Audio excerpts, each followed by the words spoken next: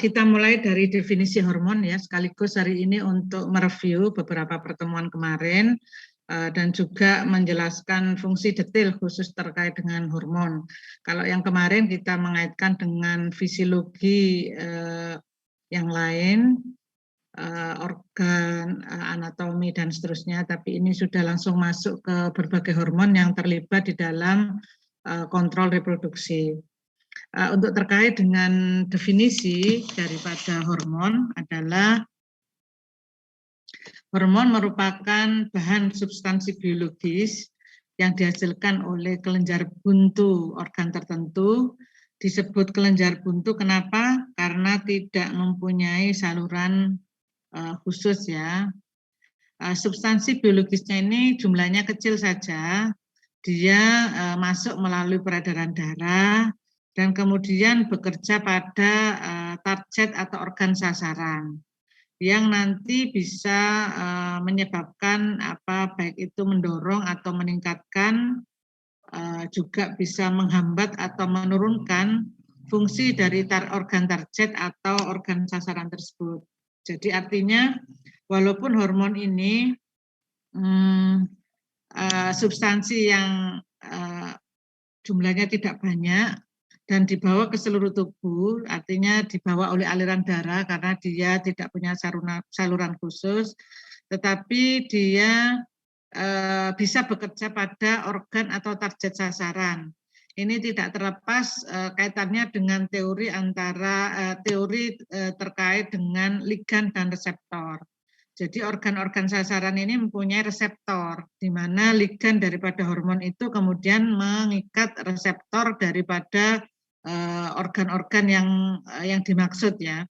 Misalnya hormon FSH misalnya, atau hormon estrogen, dia mempunyai reseptor di berbagai organ ya, sehingga ya dia bekerjanya pada organ yang mempunyai reseptor gitu ya, sehingga spesifik gitu ya, walaupun dibawa oleh aliran darah. Kemudian ciri-ciri dari kelenjar endokrin ini kecil, sekresinya sedikit, melalui pembuluh darah, kemudian tidak mempunyai saluran atau buntu gitu ya. Makanya disebut juga kelenjar buntu. Kemudian untuk kontrol sistem hormonal, sistem kontrol endokrin, sistem reproduksi. Jadi reproduksi kita ini dikontrol oleh hormon. Yang awal adalah hipotalamus. Dia dikenal sebagai master of gland, artinya rajanya glandula. Walaupun sebenarnya hipotalamus ini tidak hanya mengatur terkait sistem reproduksi. Berbagai sistem di dalam tubuh kita itu ya juga diatur oleh hipotalamus gitu ya. Jadi kalau pikiran kita bahwa yang mengatur reproduksi kita ini adalah organ seksual kita misalnya, itu tidak benar sama sekali ya, karena sebenarnya yang mengatur ini di kepala. Jadi pusat sembarang di kepala ya. Mau pusat apa saja ini ada di otak kita, di hipotalamus. Nanti hipotalamus akan menginduksi adenohipofisis atau hipofisa anterior dengan mengeluarkan hormon gonadotropin, kemudian adenohipofisis ini yang tadi mengeluarkan gonadotropin tadi kerjanya nanti pada gonad. Gonad ini kalau pada jantan ya testis, kalau pada betina ya ovarium. Nah inilah di tiga ini aksis, nanti kalau baca dimanapun ini tiga serangkai ini ya, aksis hipotalamus, hipofisa, dan gonad. Ini pengontrolnya ada di sini. Nah, kemudian cara pengontrolannya ada dua yang seperti itu sampaikan kemarin, ada umpan balik negatif, ada umpan balik positif ya.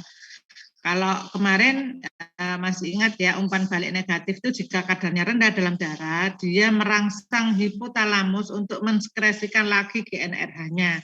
Bukan hormon yang sama loh ya. Kemarin ada pertanyaan dari kelas satunya, mungkin mahasiswa agak little bit confused gitu ya. Cuman sebenarnya hormon-hormon yang dihasilkan itu tidak sama. Kalau hipotalamus ya nggak mungkin menghasilkan estrogen, dia akan menghasilkan gonadotropin releasing hormone atau gonadotropin inhibiting hormone. Hanya yang menginduksi ya hormon yang lain gitu ya, yang masih punya satu paket gitulah. Kemudian ada umpan balik positif. Kalau umpan balik positif ini kaitannya dengan biasanya proses fisiologis tertentu, misalnya dalam hal ini adalah peristiwa ovulasi. Ya, ketika menjelang ovulasi itu kan folikel sudah membesar gitu ya, folikel degraf. Nah, makin membesar folikel tentunya estrogen yang dihasilkan makin tinggi. Kenapa? Ya tadi sel TK-nya, sel granulosanya itu makin tebal, makin gede. Nah, dengan tingginya kadar estrogen di dalam darah itu menyebabkan hewan itu mengalami birahi atau estrus. Di sisi lain, tingginya kadar estrogen tadi memicu hipotalamus untuk menghasilkan gonadotropin releasing hormone lagi. Itu namanya feedback positif, sudah tinggi malah merangsang untuk menghasilkan.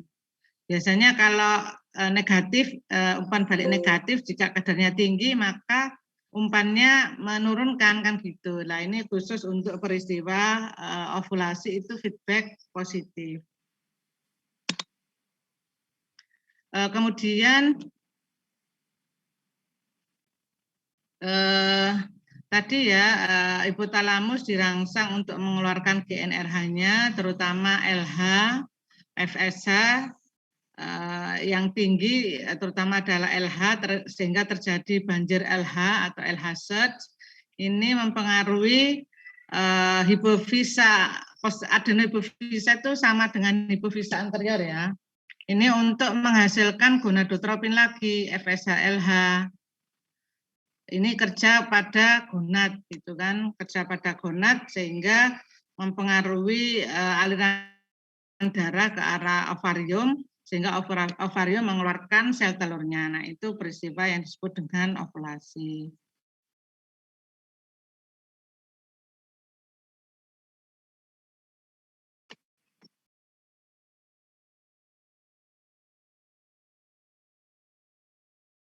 Ibu izin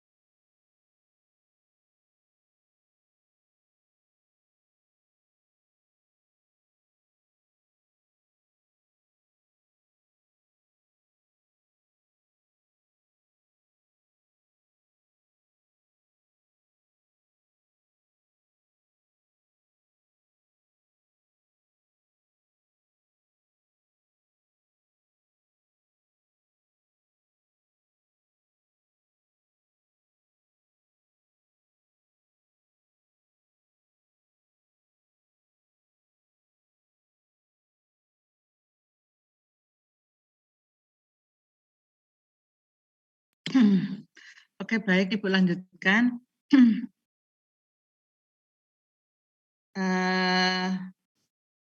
Kemudian ini adalah hormon-hormon reproduksi, organ yang memproduksi, kemudian sifat atau susunannya.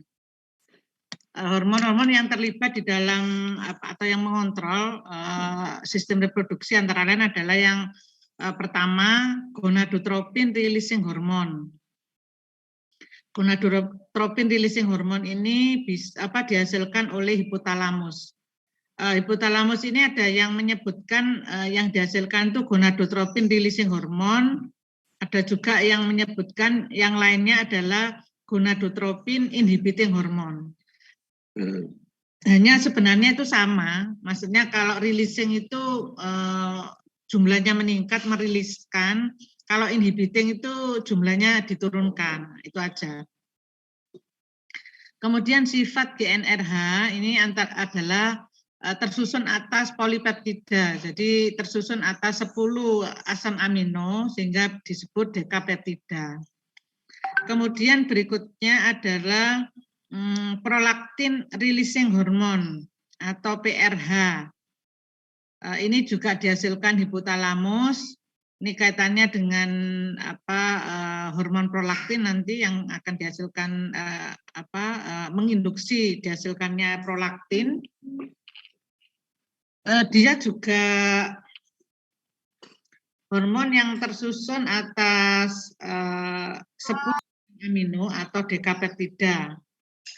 Kemudian lainnya adalah prolaktin inhibiting hormone atau PIH. Jika ini jumlahnya atau terjadi penghambatan prolaktin, maka namanya PIH. Tapi sebenarnya sama ya. Juga dihasilkan oleh hipotalamus. Ini tersusun atas 10 asam amino atau dekapeptida.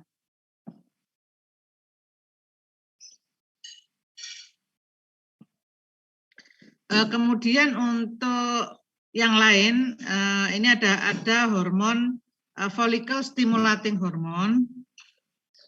Ini diproduksi oleh hipofisa pars anterior. Sifatnya di sini adalah glikoprotein. Kemudian luteinizing hormone atau LH. Ini diproduksi oleh hipofisa pars anterior. Sifatnya juga glikoprotein. Kemudian ada estrogen. Estrogen ini dihasilkan oleh ovarium, jenisnya adalah hormon steroid. Kalau namanya glikoprotein berarti gabungan antara karbohidrat dengan protein ya. Kalau steroid kemarin jika dia punya gugus khusus yaitu namanya siklopentanoperhidropenantren. Nah itu masuk golongan steroid. Ya sama ya kalau misalnya disebut golongan alkohol jika punya gugus OH. Punya disebut golongan hidroksil atau ya jika punya gugus COOH dan seterusnya. Ya mungkin masih ingat pelajaran kimia organik ya. Kemudian hormon yang lain adalah progesteron. Ini diproduksi oleh ovarium. Sifatnya juga steroid ya, progesteron. Kemudian androgen. Androgen ini contohnya adalah testosteron. Ini diproduksi oleh testis, juga merupakan hormon steroid. Kemudian luteotropik hormon atau LTH atau prolaktin. Ini diproduksi oleh hipofisa anterior. Tadi ya sama LTH prolaktin. Ini 8 asam amino atau oktopeptida. Kemudian ada hormon oksitosin. Ini diproduksi oleh hipofisa pars anterior. Jadi hipofisa itu ada bagian anterior, ada bagian intermedia, ada bagian posterior ya. Yang banyak kita bahas kemarin itu kan yang bagian anterior. Nah ini ada juga yang bagian posterior yang menghasilkan oksitosin. Ini juga susunannya terdiri atas 8 asam amino atau oktopeptida. Hormon yang lain yaitu human chorionic gonadotropin. Ini yang menghasilkan atau memproduksi adalah fili dari chorion blastosis. Blastosit. Chorion blastosit itu apa gitu ya? Masih ingat? Nanti ya, ini nanti banyak dibahas pada saat kebuntingan. Jadi pada proses kebuntingan, jadi embrio, jadi dari fertilisasi nanti akan jadi embrio, jadi apa?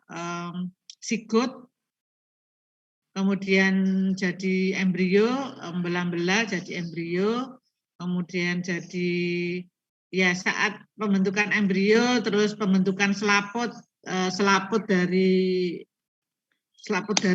ini embrio atau janin itu ada bagian yang disebut korion ya. Jadi ada amnion, ada korion. Jadi ini adalah selaput dari embrio. Nah, fili dari korion ini salah satunya memproduksi hormon HCG ini. Kemudian biasanya untuk mendeteksi adanya kehamilan di awal itu menggunakan tes PEG ya. Tes PEG itu sebenarnya yang dideteksi adalah hormon HCG ini. Jadi dihasilkan oleh fili chorion blastosis. Jadi masih umur berapa ini ya, itu sudah bisa terdeteksi karena yang menghasilkan adalah blastosis. Kemudian ada pregnant mare serum gonadotropin. Pregnant mare itu kuda bunting serum gonadotropin. Jadi serum gonadotropin kuda bunting ya. Ini yang menghasilkan adalah endometrium. Kemudian sifatnya juga glukoprotein.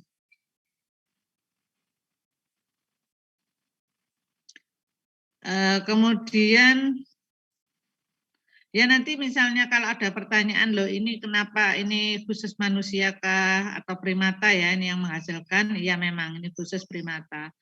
Kalau PMSG ini khusus golongan famili Equidae, jadi golongan kuda-kudaan ini yang menghasilkan ini. Hanya nanti sifatnya itu tidak spesies-spesifik, sehingga bisa dimanfaatkan oleh spesies yang lain dari kelas mamalia. Ya. Oke, then yang nomor 13 adalah prostaglandin.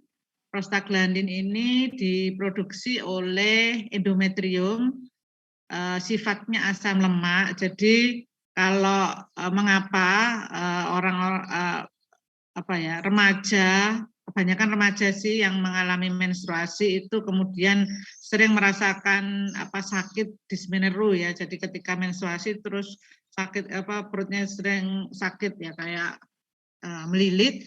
Ini karena di endometrium itu dihasilkan prostaglandin gitu ya. Jadi untuk meluruhkan dinding rahim itu jadi prostaglandin ini berfungsi kontraksi, meluruhkan dinding rahim ya.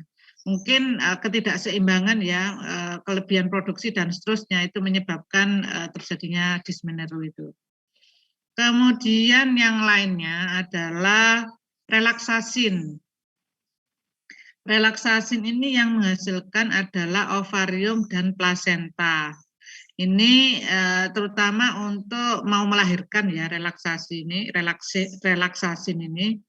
dihasilkan ketika siap melahirkan sehingga terjadi relaksasi dinding panggul sehingga memungkinkan janin itu bisa keluar ya. Kalau tidak ada relaksasin saya kira sulit keluar ya. Ini sifatnya protein. Kemudian yang berikutnya adalah plasenta laktogen atau susu uterin, susu uterus. Ini dihasilkan oleh plasenta ya. Jadi jadi plasenta itu ada plasenta maternalis, ada plasenta fetalis. Saya kira plasenta laktogen di sini dihasilkan oleh endometrium ya, berarti dia merupakan plasenta maternalis, di mana semacam lendir atau lendir atau sekresi yang dikeluarkan oleh endometrium ini digunakan oleh embrio untuk nutrisi gitu ya. Ini sifatnya juga protein. Kemudian inhibin dihasilkan oleh gonad ya, baik itu ovarium atau testis ya. Ini juga dia asam amino juga protein juga. Ini slide-nya agak lama ya, sehingga belum diketahui, tapi sekarang penelitiannya sudah banyak, dan itu protein ya. Nah, sebenarnya hormon-hormon ini punya fungsi enggak sih di lapangan, hormon-hormon reproduksi ini? Fungsinya sangat banyak ya, terutama untuk memenuhi kebutuhan substitusi ya, karena sesuatu dan lain hal untuk keperluan baik itu kalau ini ternak tentunya katanya dikaitkan secara ekonomis ya, produktivitas. Tapi kalau manusia mungkin lebih ke arah kesehatan gitu ya. Untuk kedua, untuk pengelolaan reproduksi, misalnya untuk meningkatkan efisiensi reproduksi, jadi biar reproduksi jadi lebih efisien dan menguntungkan. Biasanya dimanfaatkan untuk manipulasi siklus birahi. Jadi kalau pada hewan, terutama pada hewan ternak, itu ada yang namanya sinkronisasi birahi. Birahinya disinkronkan, disamakan. Sama juga pada hewan coba, nanti kalau ada yang berminat di riset yang menggunakan hewan coba, apakah itu mencet, tikus atau hewan coba yang lain, untuk memudahkan agar proses fisiolog perlakuan itu tikus dalam keadaan mempunyai proses fisiologis tubuhnya itu sama, sehingga nanti yang diharapkan berbeda itu hanya perlakuan saja. Nah, itu biasanya disuntik dengan HCG dan PMSG agar siklusnya bareng, mulai dari nol lagi, mulai dari proestrus, estrus, metestrus dan diestrus, sehingga memudahkan. Nah, kalau di lapangan biasanya untuk misalnya teknologi transfer embrio. Jadi transfer embrio ini agar tidak perlu ruwet-ruwet sapi itu harus dikawinkan satu-satu, cukup satu saja yang jadi sapi donor misalnya, diinseminasikan sperma dipertemukan dengan sel telur, kemudian jadi embrio, nanti ditanamkan di beberapa induk embrio yang jadi ini. Terus awalnya tentunya disamakan siklusnya gitu ya, sehingga nanti buntingnya bareng, pregnannya bareng, kemudian melahirkannya juga nanti bareng, dan ini secara ekonomis menguntungkan. Kemudian memperpendek masa birahi ya. Jadi misalnya ada beberapa penyakit yang birahinya diperpanjang, gak nang bunting-bunting birahi terus nih ya. Maka untuk diberi terapi hormon tertentu. Kemudian memperpendek kebuntingan. Itu tadi ya, kalau cara yang manipulasi tadi sehingga bisa dikontrol, maksudnya mau bunting kapan, mau melahirkan kapan, itu bisa di schedule gitu ya. Kalau ini tentunya pada ternak. Kemudian mengatur jarak melahirkan. Nah, kalau ini mungkin bisa pada manusia ya. Misalnya untuk kontrasepsi ya, agar tidak terlalu pendek jaraknya, maka menggunakan kontrasepsi. Nah, itu juga menggunakan hormonal ya. Biasanya yang digunakan tuh hormon progesteron dan sedikit estrogen. Kemudian superovulasi, ovulasinya diinduksi untuk agar banyak. Ini kaitannya mungkin misalnya untuk bayi tabung, atau kalau untuk hewan-hewan ya biar anaknya banyak untuk produktivitas. Jadi ovulasinya secara normal itu ada hewan yang secara normal punya satu anak atau monotokus ya istilahnya, tetapi ada juga yang secara normal punya banyak anak. Kalau manusia secara normal ya punya satu anak ya, ketika punya anak kembar begitu kan seperti wow gitu ya, seperti kayak ajaib gitu kan.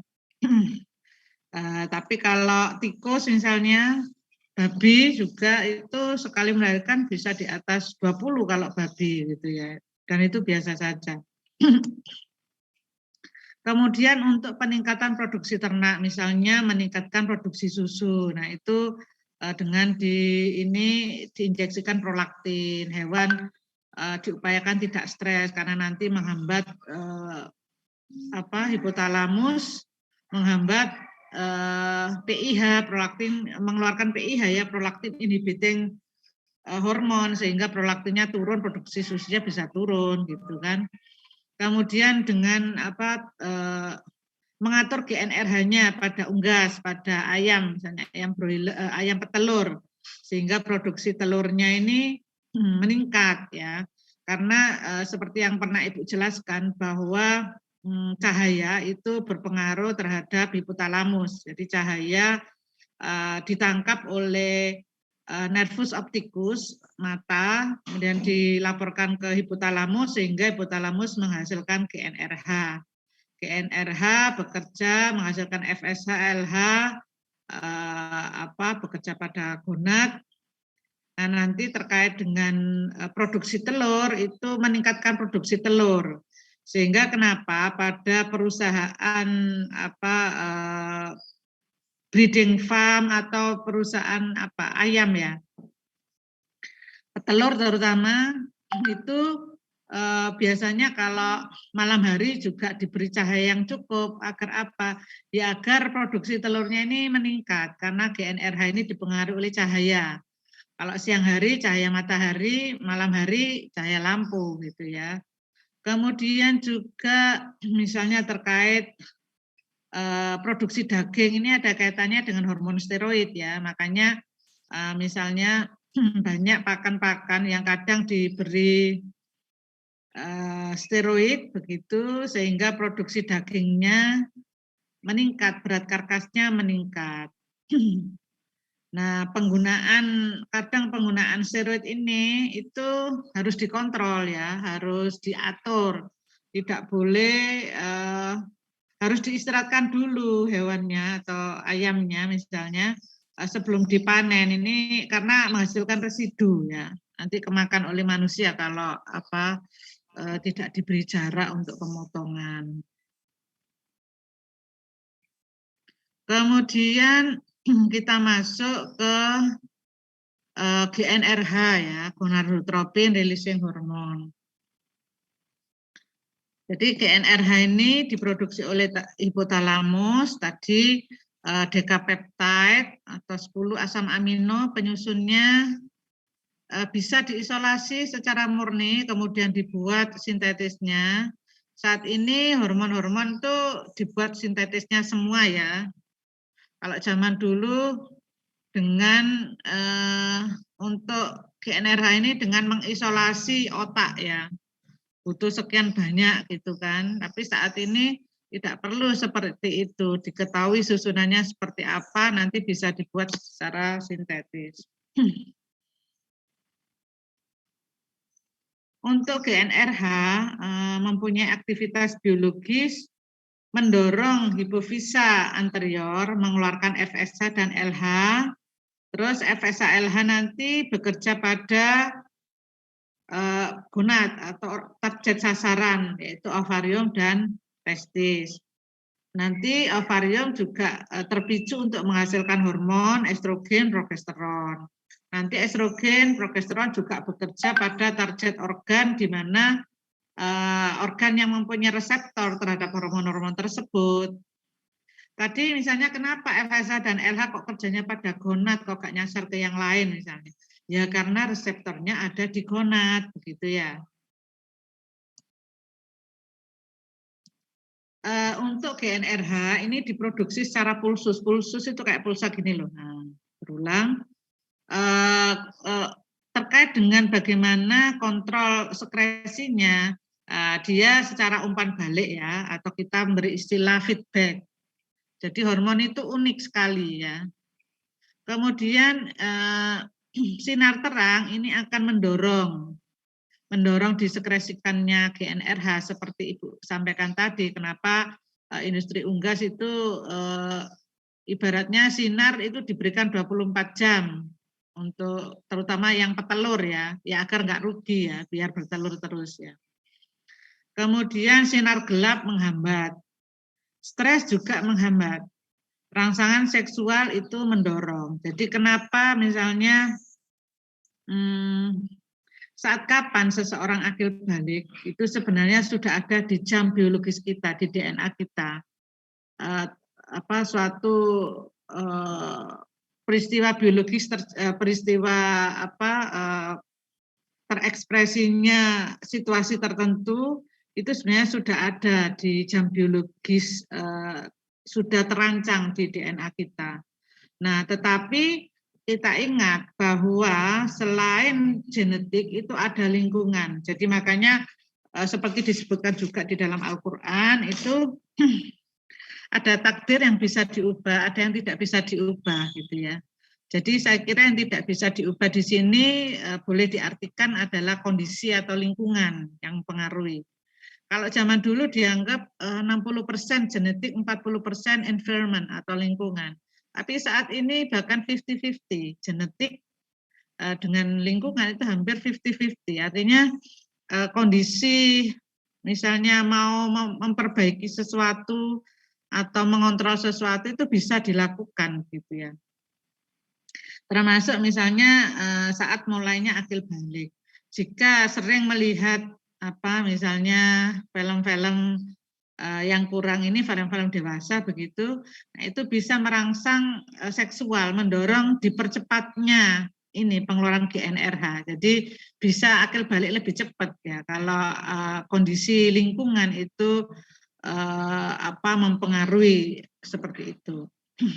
Atau juga misalnya kurang gizi ya, kurang nutrisi dan seterusnya bisa mestinya puber umur misalnya 14 terus bisa mundur umur 15 atau 16 begitu karena kekurangan nutrisi atau gizi misalnya. Itu bisa saja. Kemudian berikutnya adalah FSH, follicle stimulating hormone. Sesuai dengan nama ya, kalau misalnya lupa, please remember the name ya. Diproduksi oleh hipofisa pars anterior atas rangsangan GnRH dari hipotalamus.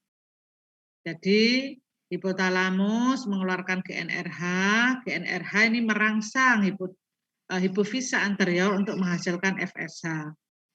Ini merupakan glikoprotein. Untuk FSH ini belum dibuat secara sintetis, artinya sebenarnya mungkin bisa, hanya tidak menguntungkan ya, karena long life-nya pendek. Waktu bekerjanya itu pendek saja. Kemudian dia diskresikan secara datar. Kalau GnRH tadi pulsus ya, kayak gini, karena dia saraf ya. Kalau hipotalamus itu saraf memang. Aktivitas biologisnya apa? Merangsang pertumbuhan folikel. Kemudian bersama dengan LH dia mendorong sintesis steroid atau pembentukan steroid. Merangsang sintesis protein. Merangsang sel granulosa menghasilkan inhibin. Jadi FSH dan LH ini biasanya bekerjanya sinergis. Kemudian ini untuk yang betina ya. Kalau untuk yang jantan dia bisa merangsang spermatogenesis FSH ini ya. Kemudian merangsang pertumbuhan tubulus seminiferus.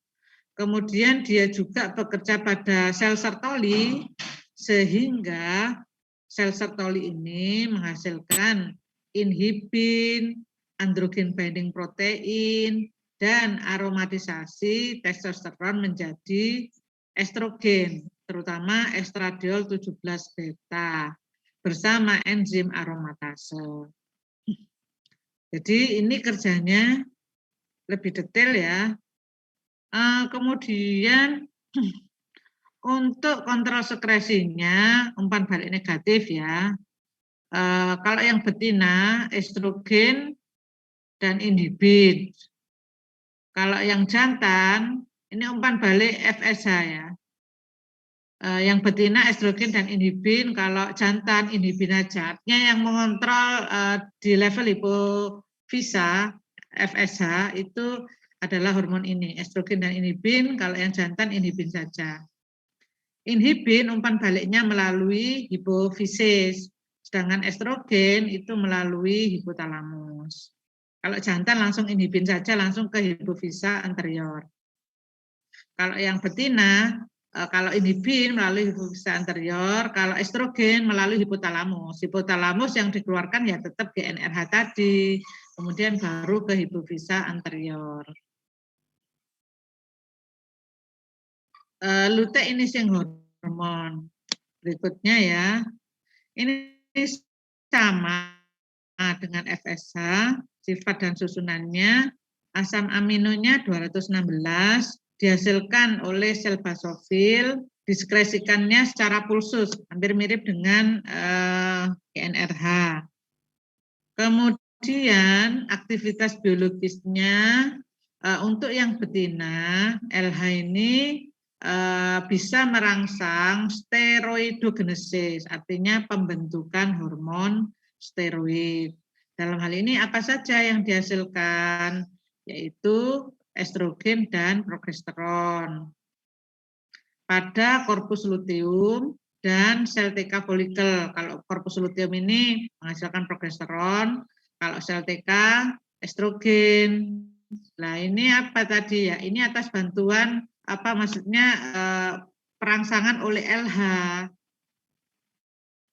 Kemudian juga bisa meningkatkan pemberian darah pada ovarium. Jadi aliran darah pada ovarium itu meningkat sehingga mendorong terjadinya ovulasi.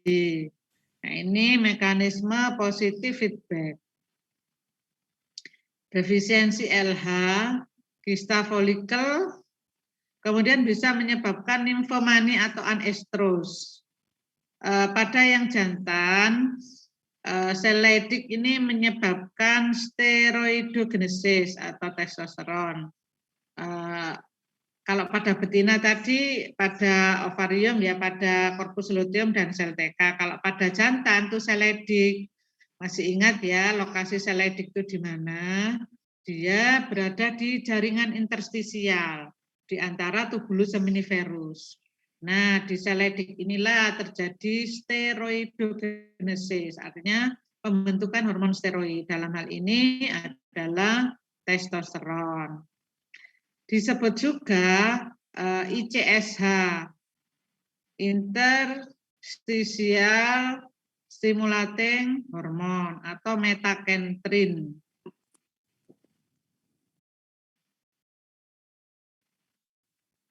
Untuk kontrol sekresinya,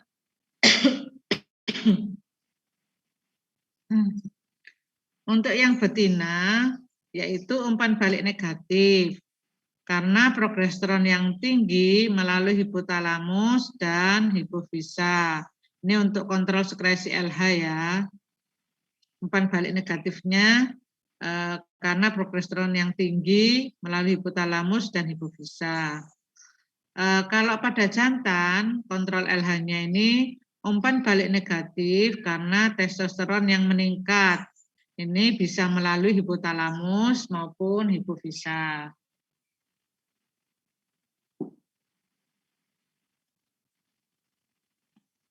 Kemudian estrogen.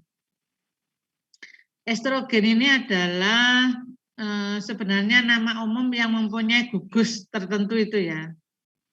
Jenisnya itu ada beberapa ya. Estradiol 17 alfa, estradiol 17 beta, estron dan estriol.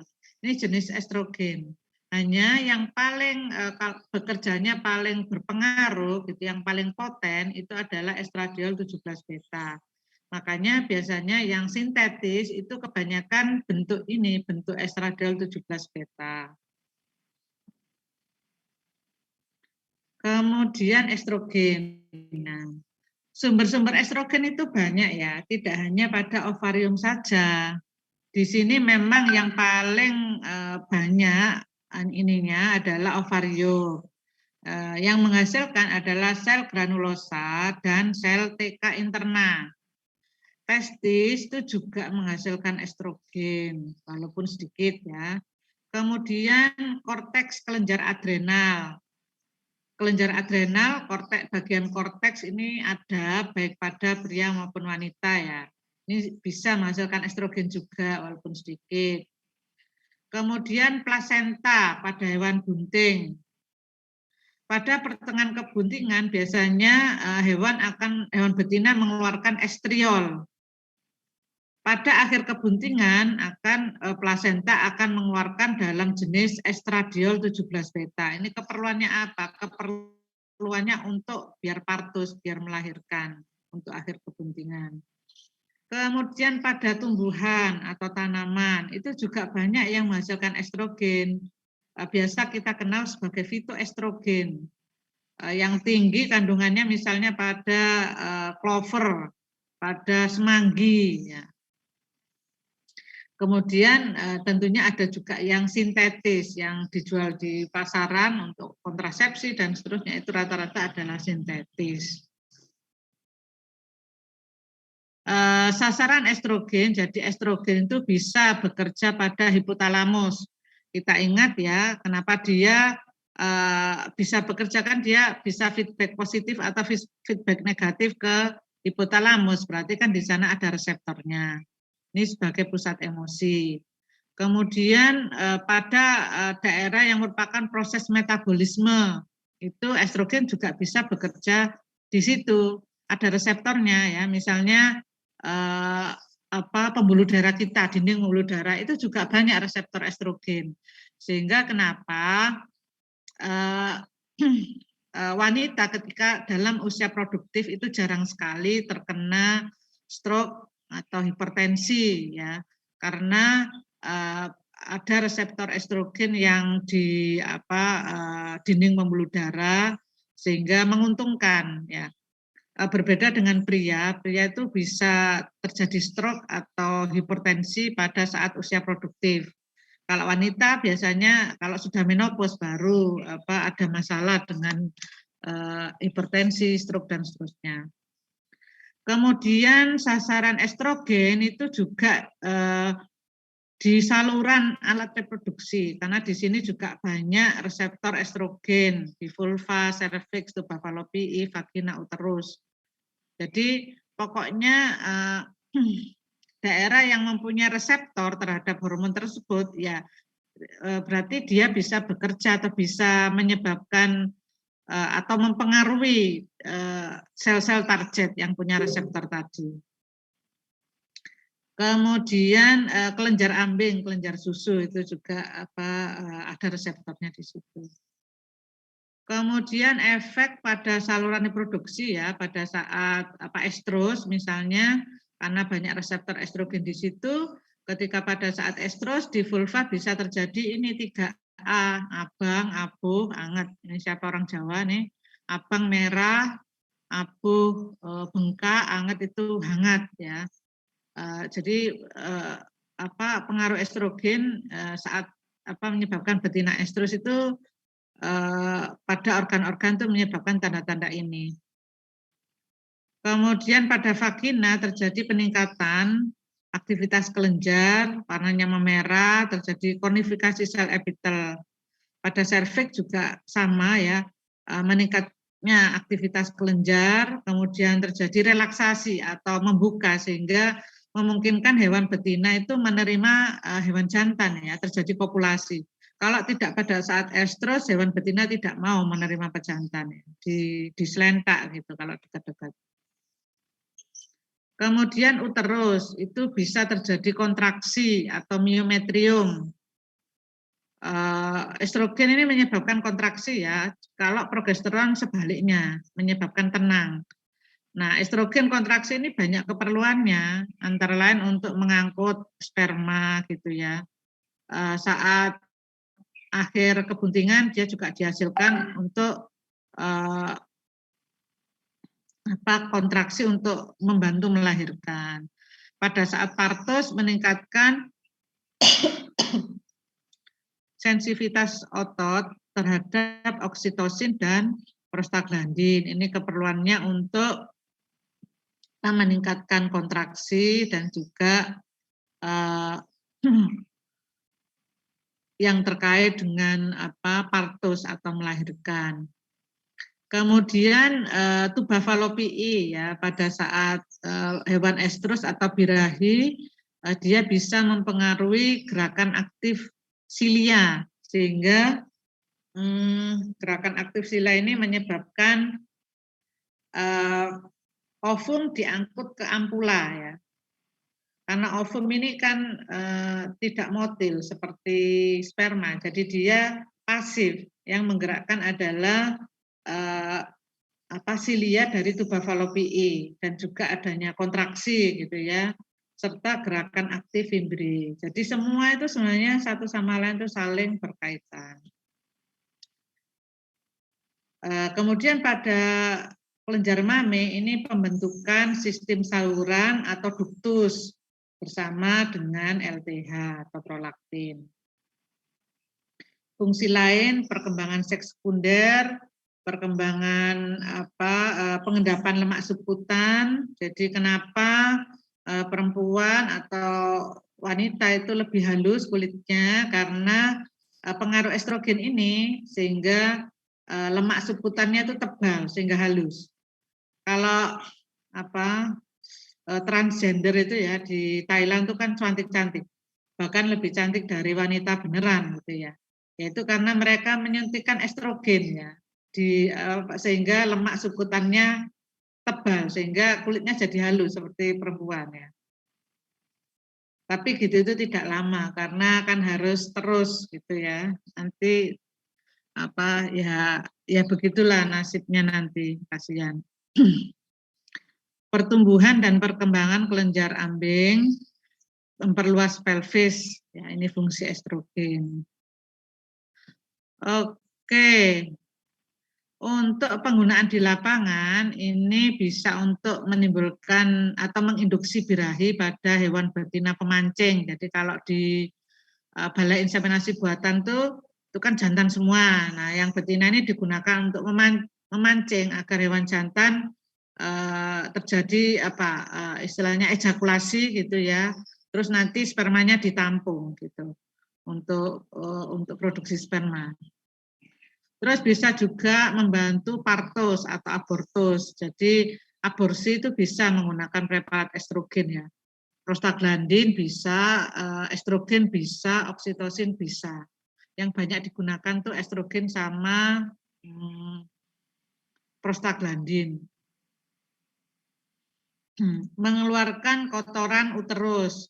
Pada kasus misalnya kematian fetus tidak bisa dikeluarkan ya. Ada yang karena infeksi bakteri kemudian menjadi nanah, kemudian ada cairannya, ada juga yang mumifikasi ini mati mengeras, tidak ada nanah karena tidak ada infeksi bakteri biasanya. Itu semua bisa diinduksi untuk dikeluarkan, menginduksi untuk kontraksi uterus sehingga ini dikeluarkan. Kemudian bisa juga menyembuhkan radang uterus ringan pasca melahirkan. Itu bisa menggunakan estrogen. Oke, berikutnya itu tadi segudang informasi terkait estrogen. Waktunya kita terbatas ya, banyak sekali yang kita pelajari hari ini. Untuk progesteron ini dihasilkan oleh corpus luteum dan plasenta. Produksi progesteron ini dikontrol oleh LTH, prolaktin, terus LH. Jadi progesteron ini kan dihasilkan oleh corpus luteum. Nah, corpus luteum ini dia tetap dipertahankan ini karena adanya pengaruh LTH, LH, terus HCG. HCG ini human chorionic gonadotropin. Artinya ada hormon yang dikeluarkan oleh fili chorion dari blastosis, dari embrio, dari janin. Yang menginformasikan agar ini tetap dipertahankan karena butuh progesteron tetap tinggi ya. Kemudian laktogen plasenta. Nah, luteilisisnya oleh prostaglandin. Kalau yang pertahankannya ini yang di awal ini. Kalau terkait luteilisisnya ini yang yang menginduksi untuk regresi ini adalah prostaglandin. Nah, untuk terkait macam-macam of corpus luteum. Ini ada, sebenarnya bendanya sama, objeknya sama, corpus luteum. Tetapi di fisiologi yang berbeda sehingga kita sebut berbeda. Kita sebut namanya sesuai dengan fisiologis yang dia alami ya. Dia disebut corpus luteum periodicum itu jika setelah ovulasi kemudian tidak dibuahi oleh jantan sehingga corpus luteum kemudian regresi, siklus mulai awal lagi, ini namanya periodikum ya, yang lazim dialami oleh misalnya gadis gitu ya, yang kita alami setiap siklus terus menstruasi lagi, awal lagi, menstruasi lagi terus begitu. Ini corpus luteum periodikum. Nah, ketika hamil atau bunting, ini namanya corpus luteum gravidarum. Gravidarum. Jadi corpus luteumnya dipertahankan karena ada kebuntingan. Yang 1 dan 2 ini normal, kondisi normal. Kemudian yang 3, 4 ini kondisi patologis. Ada corpus luteum persisten. Jadi corpus luteumnya itu tetap ada, walaupun nggak ada janin. Mestinya kalau nggak ada janin dia akan regresi. Tapi ini nggak ada janin, tetap dipertahankan. Ini karena antara lain disebabkan oleh defisiensi prostaglandin. Prostaglandin kan tadi berfungsi untuk melisiskan corpus luteum. Tapi ini enggak lisis karena kekurangan PGF2 alfa.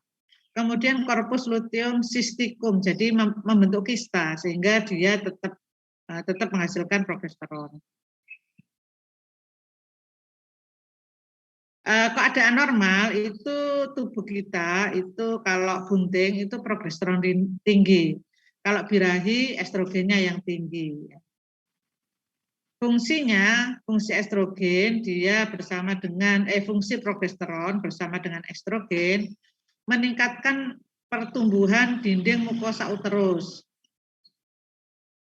Bersama prolaktin merangsang pertumbuhan dan perkembangan alveolus kelenjar ambing, memelihara kebuntingan dan mencegah kontraksi miometrium. Jadi pada saat kebuntingan itu progesteron tetap tinggi itu gunanya apa? Memelihara kebuntingan agar tidak abortus, tidak luruh gitu ya. Kenapa? Karena kalau kontraksi, misalnya estrogen kan menyebabkan kontraksi lah, ini bisa keguguran gitu ya.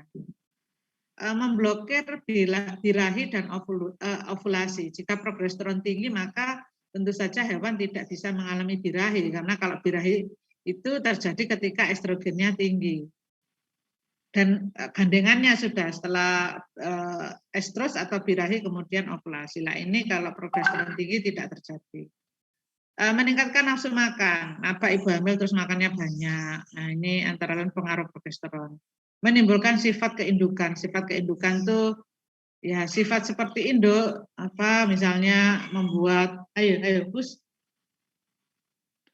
Yuf ah.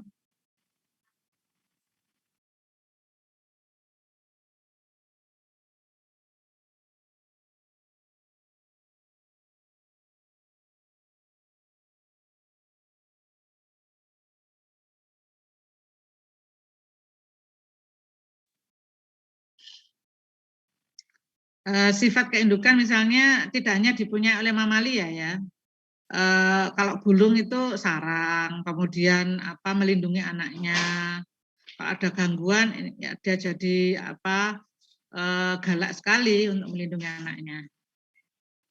Kegunaan di lapangan progesteron ini mencegah abortus, kemudian bisa untuk mengobati kista ovarium. Jenisnya berikutnya adalah androgen ya, androgen. Jenisnya ada androsteron, androstendion, dan testosteron. Jadi sebenarnya testosteron ini merupakan salah satu jenis dari androgen. Dia yang paling punya paling poten, artinya paling pengaruhnya itu paling signifikan gitu ya. Penghasilnya bisa testis, ovarium, plasenta, korteks adrenal, dan tumor korteks adrenal.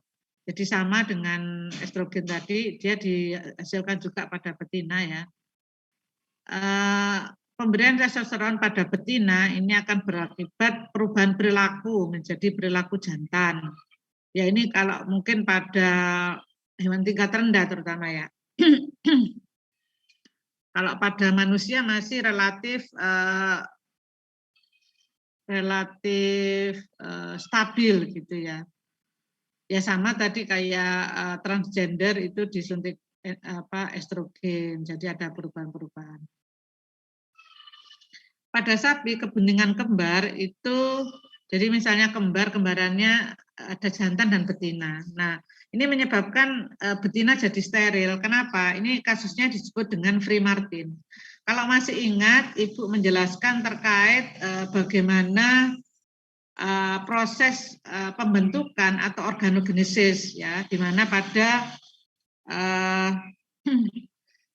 ada gen SRY yang mengatur dibentuknya saluran gonad dan saluran kelamin jantan. Otomatis kalau ada gen SRY maka yang jadi adalah yang terbentuk adalah testis. Kemudian testis akan menghasilkan testosteron dalam titer yang tinggi. Testosteron ini mempengaruhi pembentukan atau organogenesis dari saluran reproduksi jantan, terutama yang internal. Nah, ini berbeda dengan betina ya. Kalau tidak punya gen SRY, kemudian otomatis yang tumbuh, yang berkembang adalah gonad betina dan saluran betina. Tapi saat itu masih belum dihasilkan estrogen dan progesteron. Estrogen dan progesteron itu dihasilkannya saat akil balik, berbeda dengan testosteron. Jadi testosteron ini akhirnya bisa mempengaruhi pertumbuhan saluran reproduksi yang betina, gitu ya. Fungsi dari kerja testosteron antara lain adalah pada fetus menyebabkan disensus testiculorum, penurunan testis ke skrotum ya. Jadi awalnya testis itu ada di rongga perut, ada di rongga abdomen. Kemudian oleh pengaruh testosteron ini bisa turun ke skrotum. Mengendalikan proses spermiogenesis. Mengendalikan pertumbuhan dan perkembangan saluran kelamin dan kelenjar aksesori. Menimbulkan sifat kelamin sekunder seperti jengger pada bulu atau pada unggas ya. Warna bulu, warna pantat pada sapi. Kadang-kadang morfologi tertentu itu berkaitan dengan hormon reproduksi atau hormon seks ya. Misalnya pada unggas atau pada burung itu yang jantan tuh pasti punya bulu yang lebih indah ya dibanding dengan yang betina. Mau merak, ayam jago itu bulunya lebih bagus, itu pengaruh testosteron. Suaranya juga begitu, suara burung berkicau yang indah itu pasti pejantan. Nah, itu tujuannya untuk menarik betina. Nah, ini antara lain sifat-sifat kelamin sekunder ini dihasilkan atau dipengaruhi oleh testosteron. Kemudian mendorong emosi pada hipotalamus, perilaku yang maskulin gitu ya. Ada beberapa kejadian yang kaitannya dengan gen Y. Ada beberapa orang yang terdeteksi mempunyai gen XYY itu mempunyai sifat atau emosi yang sulit mengontrol emosinya ya. Ibu pernah baca di penjara di Amerika Serikat, para penghuni penjara itu sebagian mempunyai gen XYY ini, sehingga memang secara genetik sulit mengontrol emosinya, sehingga rawan untuk berbuat atau bertindak kriminal. Gitu. Kemudian mendorong dan meningkatkan perilaku seksual, memelihara spermatozoa di epididymis, merangsang pertumbuhan tulang dengan cara deposisi kalsium pada epifise. Mengurangi deposisi lemak dalam tubuh dan memperbaiki pigmentasi kulit dan bulu. Ini mungkin ada kaitannya juga kenapa kegemukan itu lebih mudah dialami oleh wanita dibanding dengan pria. Meningkatkan anabolisme tubuh melalui retensi nitrogen pada ginjal. Terus penggunaannya di lapangan bisa untuk mengobati kriptorkit. Kriptorkit itu testis yang tidak turun pada skrotum, kekurangan testosteron. Memperbaiki spermatogenesis atau pembentukan sperma, meningkatkan libido, mencegah birahi pada anjing betina pembalap. Ini diberi jadi manusia memang suka manipulasi ya, ini untuk kepentingan agar anjing betina pembalap ini tidak terganggu dengan fisiologi reproduksinya, maka dia diberi implan testosteron. Pemberian berturut-turut pada jangka panjang pada betina ini bisa mengakibatkan hipertrofi klitoris, artinya secara embriologis klitoris dengan penis ini masih homolog ya, homolog. Bakalnya itu sama, sehingga kalau pada betina diberi testosteron dalam jangka panjang, ini klitorisnya tumbuh jadi kayak penis gitu. Kemudian vaginitis, terus terjadi proses maskulinisasi. Sama kalau pada transgender di Thailand, kalau disuntik estrogen ya jadi feminisasi. Kemudian anti-androgen, mencegah biologi androgen pada sel sasaran. Akibatnya libido menurun, spermatogenesis menurun, kelenjar aksesoris mengecil, menyerupai hewan kastrasi. Biasanya anti-androgen ini preparat yang kerjanya berlawanan dengan androgen, antara lain adalah siprosteron atau siprosteron asetat. Ini preparat yang dijual di pasaran. Kemudian berikutnya ada HCG. Ini ditemukan pada urin orang hamil oleh Zondek. HCG disuntikan pada tikus hewan coba, terjadi pertumbuhan folikel dan terlihat bercak merah atau pendarahan pada ovarium, artinya terjadi ovulasi. Dicoba dipraktekkan pada hewan coba ini ya oleh Zondek ini. HCG ini dihasilkan oleh epitel korion plasenta primata. Jadi khusus HCG ini dihasilkan oleh primata ya. Chimpanzee rhesus itu satu ordo ya, ordo primata. HCG ini dihasilkan awal kebuntingan sampai dengan umur 10 minggu. 10 minggu ya sekitar 2 bulanan. Artinya ini awal implantasi, kemudian nanti disusul dengan plasentasi. Awal implantasi, awal nempel, kemudian nanti plasentasi. Nah itu sampai saat itu ya masih dihasilkan HCG. Merupakan glikoprotein, efek biologisnya itu mirip dengan LH dan sedikit FSH. Hanya HCG di sini lebih baik karena efek biologisnya itu lebih lama, mempunyai paruh hidup lebih lama. Selama 24 jam. Kalau LH long life-nya dia hanya bisa bekerja selama 8 jam, tapi kalau HCG bisa 24 jam. Untuk HCG ini sudah dibuat secara sintetisnya karena punya kelebihannya tadi. Dan terus dia tidak bersifat spesies spesifik, artinya bisa dipakai untuk hewan lain ya, hewan mamalia lain. Walaupun asalnya dari manusia, tapi kemudian dibuat susu sintetisnya, buat tiruan ya. Nah, sifatnya dia spesies spesifik. Dapat bekerja secara sinergi dengan FSH dan LH, kemudian dapat mengganti peran LTH pada saat kebuntingan. Fungsinya dari fungsi HCG ini bersifat luteotropin pada awal kebuntingan bersama dengan LTH. Jadi HCG ini bisa menggantikan fungsi LH ya.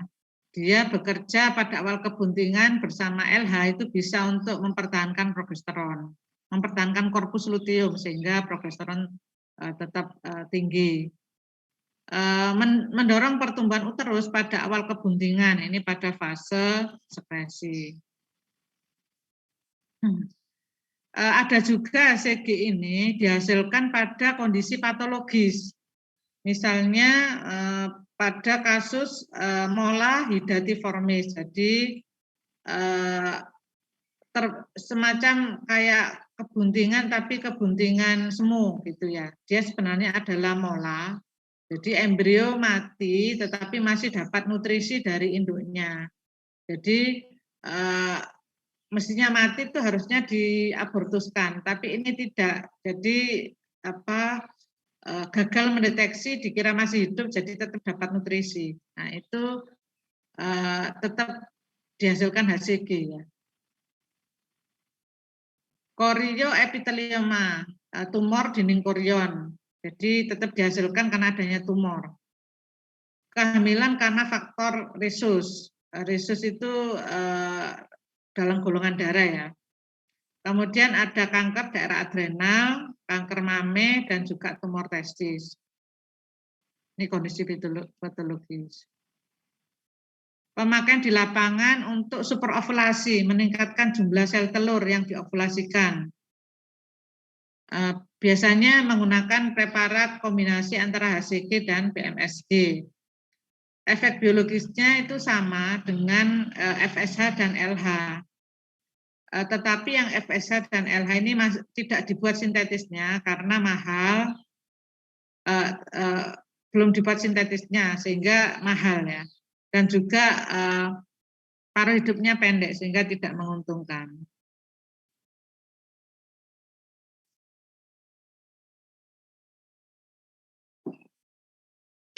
Kelemahannya, jadi di sisi lain ada kelebihan, ada juga kelemahan.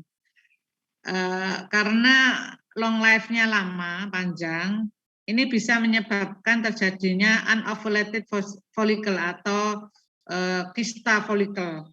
Jadi follicle ada kista berubah menjadi kista, akhirnya estrogennya tinggi, mengganggu fertilisasi, implantasi sulit karena kontraksi traktus genitalis. Jadi terjadi ketidakseimbangan hormonal. Oke, yang berikutnya adalah PMSG. Pregnan mer serum gonadotropin. Mer di sini kuda betina. Memang PMSG ini ditemukan pada bangsa kuda ya.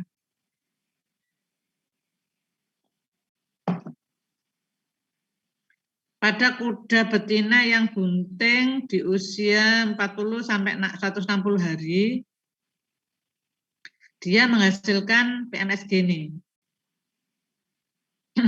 Jadi dia dihasilkan oleh sel epitel endometrium dari kuda bunting. Ini sudah dibuat sintetisnya dan sekarang dimanfaatkan secara luas karena PMSG ini tidak bersifat spesies spesifik, artinya bisa digunakan untuk spesies yang lain. Efek biologisnya kayak FSH tetapi sedikit LH. Ya. Oke. Pada kepentingan 170 pada kuda itu sudah tidak ditemukan lagi PMSG. Sumber progesteron pada kuda bunting itu ditemukan usia 1 sampai 40 hari kebuntingan, itu yang menghasilkan progesteron adalah corpus luteum gravidarum. Kemudian usia kebuntingan 41 sampai 160 hari oleh corpus luteum accessoris. Kemudian lebih dari 160 hari ini dihasilkan oleh plasenta kutalis. Artinya yang menghasilkan progesteron itu tidak hanya corpus luteum yang di awal itu ya, tapi juga dibantu oleh yang lain ya. Corpus luteum accessoris itu apa? unovulated follicle yang mengalami luteinisasi. Jadi folikel yang tidak mengovulasikan sel telurnya, tetapi oleh pengaruh tadi LH, LTH tadi atau PMSG tadi terjadi luteinisasi. Jadi pada setiap spesies itu kadang tidak sama persis ya. Kalau spesies ini begini, spesies itu begitu. Ini semua based on research ya, dari hasil riset tentunya. Fungsi PMSG di sini mempertahankan kebuntingan, imunoproteksi bagi fetus. Di lapang ini digunakan untuk apa saja? Untuk superovulasi, sinkronisasi birahi, mempercepat datangnya birahi dan ovulasi yang belum waktunya ya superovulasi tadi ya. Efek sampingnya bisa menimbulkan kista pada folikel, bisa mengganggu atau menimbulkan gangguan fertilisasi dan implantasi ya, karena menyebabkan peningkatan kadar estrogen. Mendorong pertumbuhan gonad pada fetus dan kelenjar aksesoris. Hewan yang anestrus pasca melahirkan karena gangguan sekresi FSH dan LH ini dapat diobati atau diterapi dengan pemberian PMSG.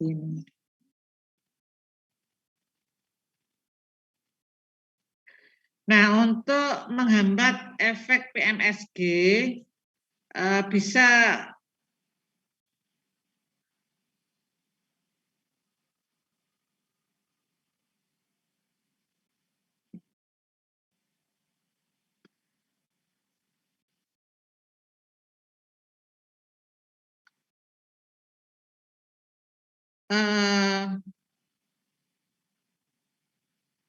untuk memperpanjang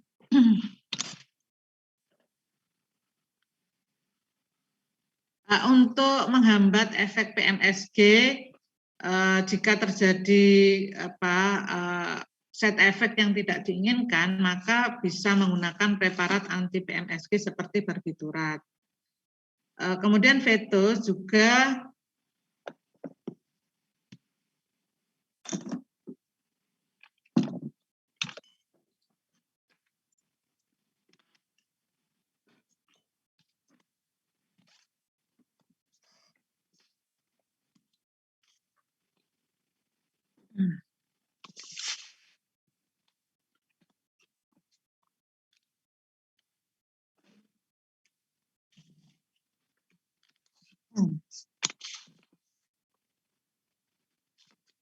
fetus itu juga mempunyai peranan untuk sekresi PMSG.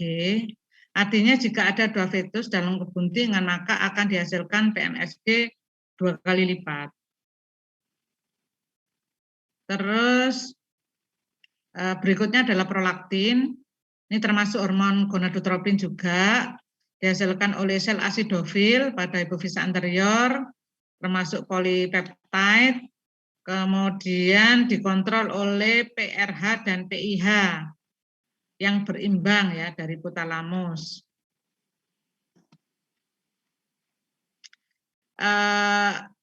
Fungsi dan sasaran LTH atau prolaktin, sasarannya pada korpus luteum ya untuk menghasilkan progesteron. Pertumbuhan dan perkembangan ambing beserta estrogen dan progesteron. Merangsang produksi cairan pada tembolo unggas untuk mempermudah proses pencernakan. Jadi perilaku LTH atau prolaktin ini juga bisa menimbulkan perilaku keindukan ya, menyusui, mengeram, insting melindungi anak. Ya pada unggas sangat kelihatan sekali. Ya mamalia pun juga sama ya. Kalau anaknya terancam, maka dia akan jadi sangat galak dan protektif pada yang mengganggu anaknya gitu ya. Kemudian mendorong perilaku reproduksi pada hewan yang berdarah dingin, mendorong sintesis air susu bersama insulin dan kortikosteroid. Kemudian pada jantan meningkatkan peranan reseptor seledik terhadap LH atau ICSH, bekerja secara sinergi dengan testosteron dalam mengembangkan alat kelamin sekunder. Penyuntikan prolaktin ini bisa menurunkan LH dan diikuti penurunan testosteron, sehingga testis kemudian mengecil dan terjadi penurunan libido. Pengaturan lain dalam produksi prolaktin adalah rangsangan pada saat menyusu ya. Getaran syaraf alveolus ini bisa meningkatkan produksi prolaktin. Jadi makin sering disusu oleh bayi, maka produksi prolaktin juga meningkat, sehingga air susu juga meningkat. Stres menghambat ya, bukan meningkatkan. Stres ini menghambat produksi prolaktin.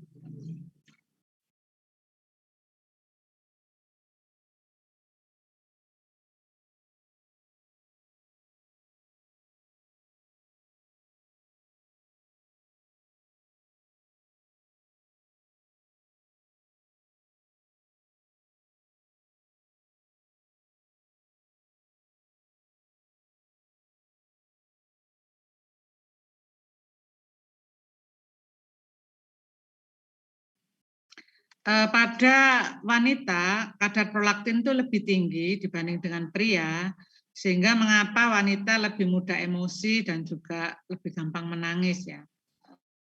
Pada saat tidur, prolaktin meningkat, sehingga produksi susu pada pagi hari itu meningkat. Makanya kayak ibu menyusui ini penting istirahat yang cukup ya, karena dengan istirahat yang cukup tuh bisa meningkatkan prolaktin. Oke. Terakhir adalah oksitosin, nama lainnya pitoksin. Dihasilkan oleh sel saraf nukleus paraventricularis dari hipotalamus. Jadi oksitosin juga dihasilkan oleh hipotalamus melalui hipofisa posterior ya. Dekapeptida dia, 8 asam amino.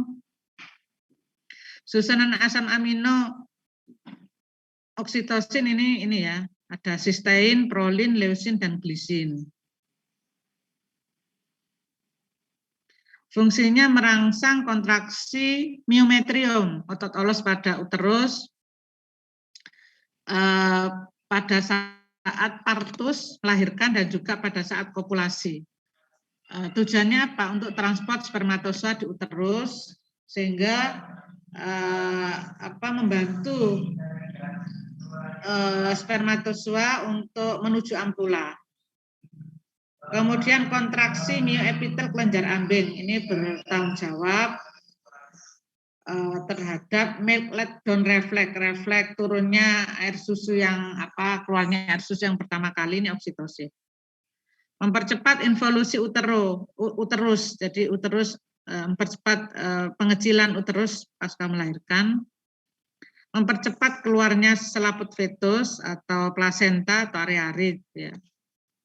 Karena oksitosin ini seperti estrogen ya, seperti prostaglandin juga meningkatkan kontraksi uterus, terutama pada akhir kebuntingan, pada saat partus ya. Penggunaannya di lapangan untuk aborsi buatan, memperbanyak produksi ASI, menyembuhkan pembekakan ambing, terus mengatasi kasus retensi sekundine, artinya plasenta tidak bisa keluar ya, masih tetap berada di dalam, belum bisa dikeluarkan. Nah itu bisa diinjeksi oksitosin sehingga terjadi kontraksi dan terus keluar. Pembebasan oksitosin atau sekresi oksitosin dari hipofisa posterior ini bisa disebabkan oleh rangsangan saat kopulasi, isapan bayi saat menyusu, rangsangan saat memerah susu, mendengar tangis bayi atau melihat bayi yang sedang menyusu. Jadi penting ibu setelah melahirkan itu untuk ditunjukkan atau didekatkan dengan bayinya agar rangsangan produksi susu itu meningkat. Berikutnya prostaglandin, ini hormon yang dihasilkan oleh jaringan lokal, tidak dialirkan melalui darah. Dalam sistem reproduksi, prostaglandin ini dihasilkan oleh sel endometrium yang sehat. Ada dua macam ya, ada PGF prostaglandin E2, prostaglandin F2 alfa, PGF2 alfa, PGE2. Prostaglandin ini target selnya adalah pada korpus luteum untuk melisiskan. Kalau kekurangan bisa menimbulkan korpus luteum persisten. Ini karena adanya endometritis, mumifikasi, dan mola. Efek biologis untuk PGE2 ini kontraksi uterus dan dilatasi pembuluh darah, yang PGF2 alfa kontraksi uterus dan transportasi spermatozoa di uterus dan juga luteolisis.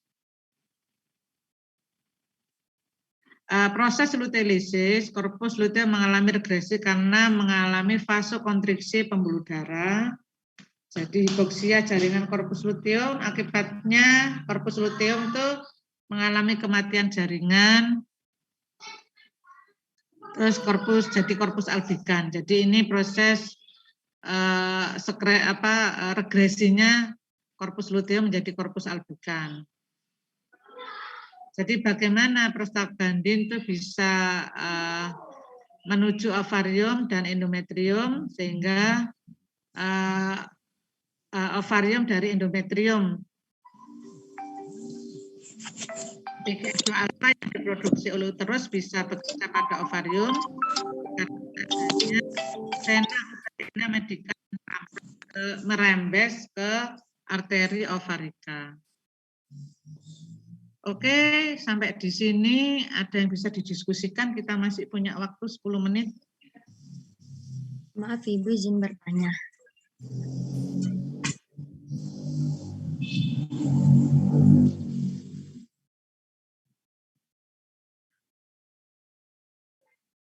Saya izin bertanya Ibu.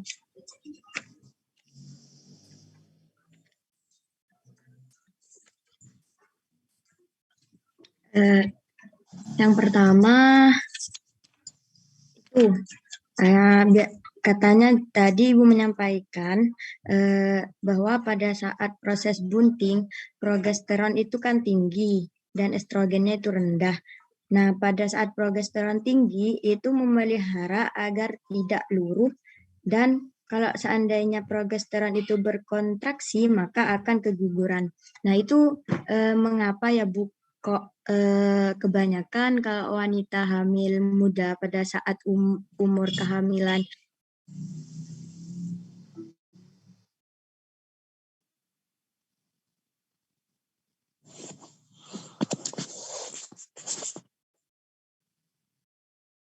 Kenapa ini terlempar, Kak? Iya. Koneksi mungkin, Bu. Oh iya, internetnya ya. Oke. Iya, bisa diulangi Mbak. Tadi yang belakang terus Kak. Dengar?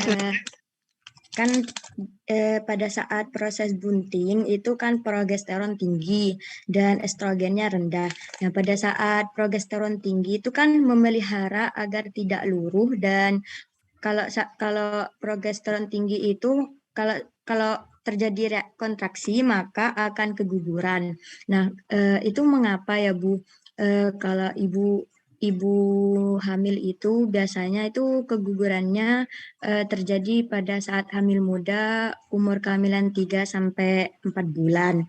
Nah, terus yang kedua tadi pada hormon estrogen itu wanita itu lebih halus kulitnya daripada pria karena adanya hormon estrogen, yang mana lemak subkutannya itu menebal dan kulitnya menjadi lebih halus. Nah, itu apakah pada proses penyuntikan memutihkan kulit, nah itu ada estrogen yang bisa menebalkan lemak substitutannya atau ada bahan kimia lainnya yang reaksinya berfungsi seperti estrogen. Terima kasih. Oke, baik, saya jawab dulu ya, biar nggak lupa. Bagus sekali pertanyaannya ya. Oke, mungkin Ibu sedikit meluruskan ya, barangkali ada miss dengan penjelasan Ibu tadi. Jadi ketika informasinya ketika sudah terjadi ovulasi, kemudian folikel bekas mengovulasikan sel telur tadi oleh pengaruh LH itu akan berubah jadi korpus luteum, begitu kan ya. Nah, korpus luteum ini terdiri atas folikel atas sel-sel yang mengalami luteinisasi kan. Dan ini folikel yang mengalami luteinisasi ini menghasilkan progesteron kan begitu.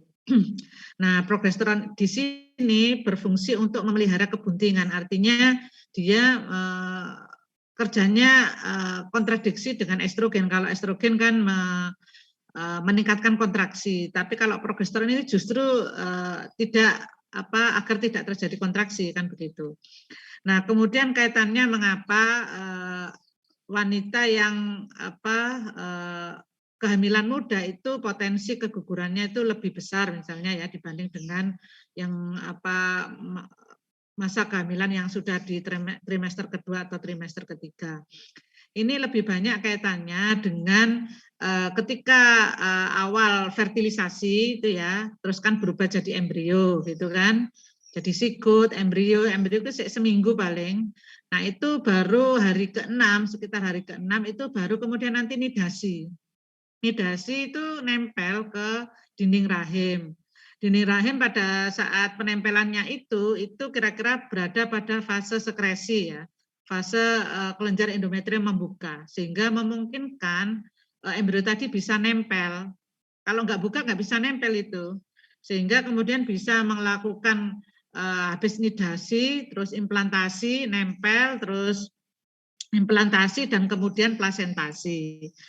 Bisa dipahami dalam kondisi seperti ini, itu rawan sekali terjadinya keguguran, karena itu tadi, dia kan masih belum nempel di awal itu, dan ketika nempel di awal itu masih belum masuk betul nempelnya, masih di permukaan dinding rahim, gitu ya.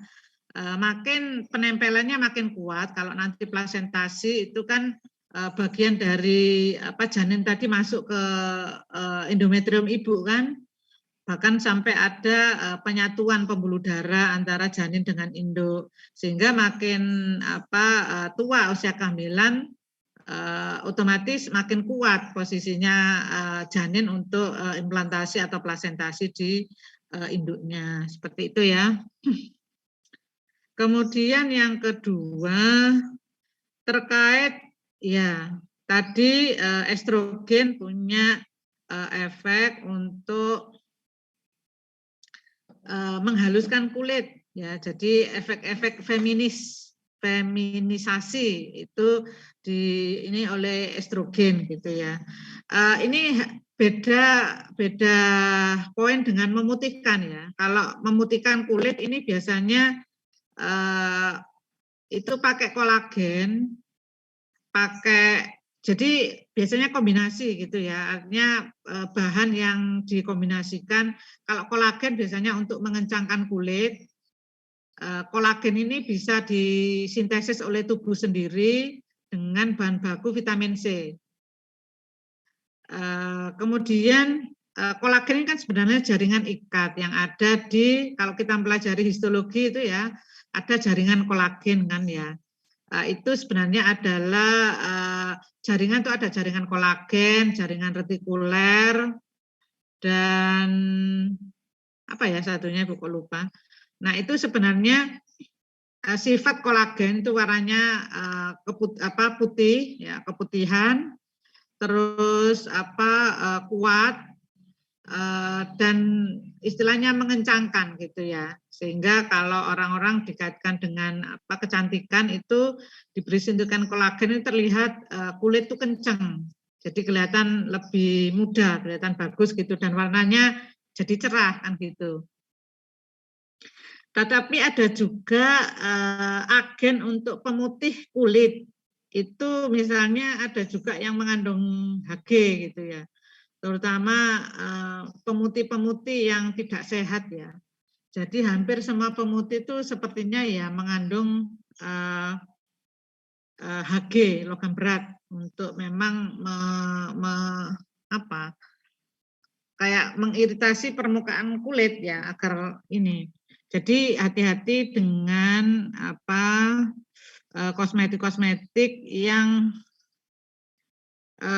memutihkannya itu terus ini banget gitu, harus dicek kandungannya. Kalau misalnya vitamin C, it's okay, tapi penggunaan vitamin C pun sekarang saya lihat banyak serum-serum untuk mencerahkan itu ya. Kelihatannya itu banyak mengandung vitamin C. Vitamin C mempunyai efek mencerahkan memang. Dan juga vitamin C bahan baku untuk pembentukan kolagen sehingga nampak kencang cerah gitu ya. Tetapi perlu diingat penggunaannya itu ada batasannya. Artinya pengaturan penggunaan itu penting. Sama juga kita mengkonsumsi jadi vitamin C kan bisa diaplikasikan dengan langsung menginikan bentuk serum ke muka kita, ada juga dalam bentuk tablet kita minum atau dalam bentuk minuman dan macam-macam ya. Nah, penggunaannya itu juga harus bijaksana, jangan kepingin langsung terlihat putih, bimsalabim, penggunaannya overdosis. Karena apapun yang overdosis itu tidak baik gitu ya. Vitamin C, hipervitaminosis itu juga tidak baik. Kebutuhan vitamin C dalam tubuh kita itu untuk manusia normal sekitar 50 mg per kilogram berat badan, 50 mg per hari. Kalau pada wanita hamil itu 100 mg per hari. Nah itu Bu yang dijual di pasaran itu ada 500 mg, bahkan 1000 mg. Nah itu gunakanlah pada waktu-waktu khusus, misalnya capek, kondisi kelelahan, kondisi tubuh sedang drop, itu oke. Tapi jangan dipakai tiap hari ya. Karena kebanyakan vitamin C itu bisa menyebabkan tanpa diimbangi dengan minum yang cukup itu bisa menyebabkan batu ginjal ya, asam sialat yang terbentuk di saluran kemih. Nah, itu bisa menginduksi ini batu ginjal. Kira-kira seperti itu ya jawabannya, bisa diterima ya? Enggak Bu, bisa diterima. Terima kasih Bu. Ya, sama-sama. Masih ada yang lain? Saya izin bertanya, Bu. Ya, oke, Mbak Sasi.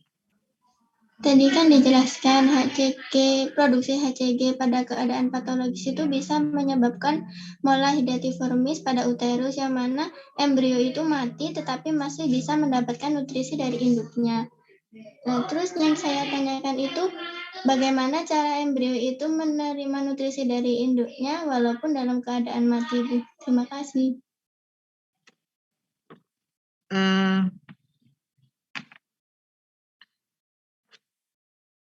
Jadi sesungguhnya tubuh kita itu juga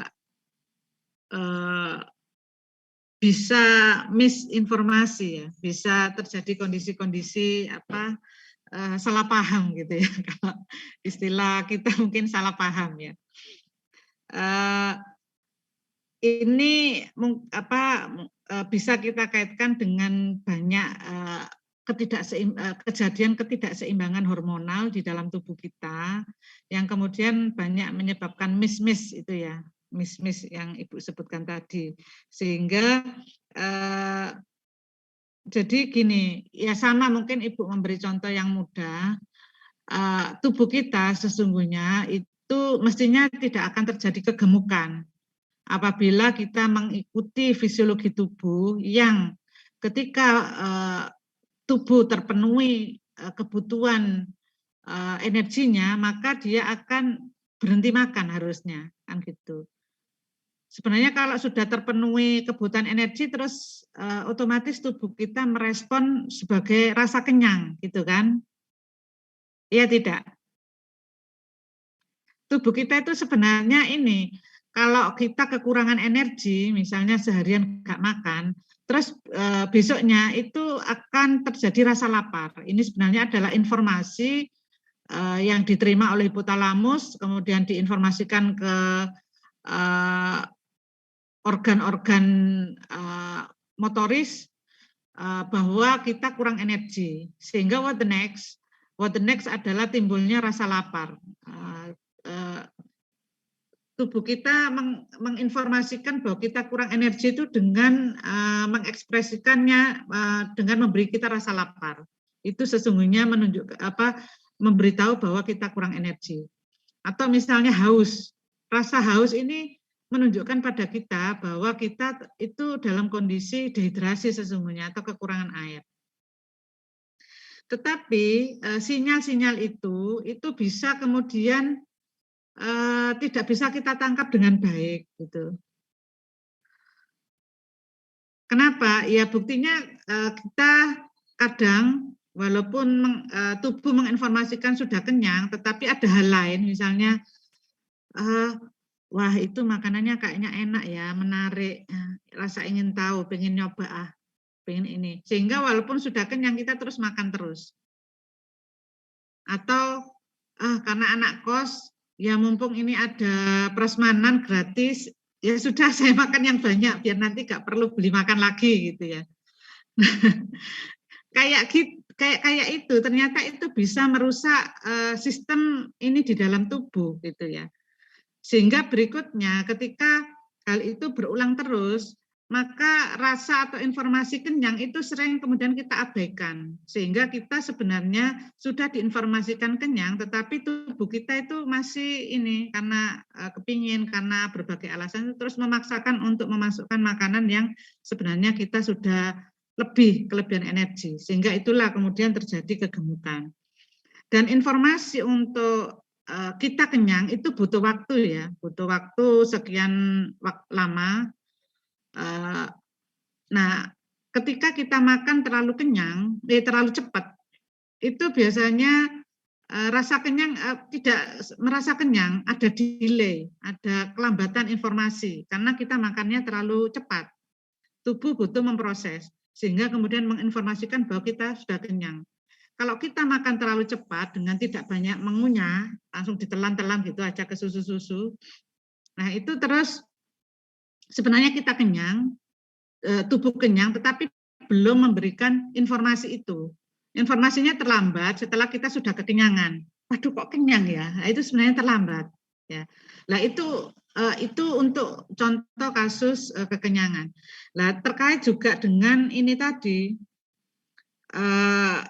kondisi mola hidatiformis ini, bahwa tubuh meresponnya seakan-akan bahwa masih ada janin yang hidup.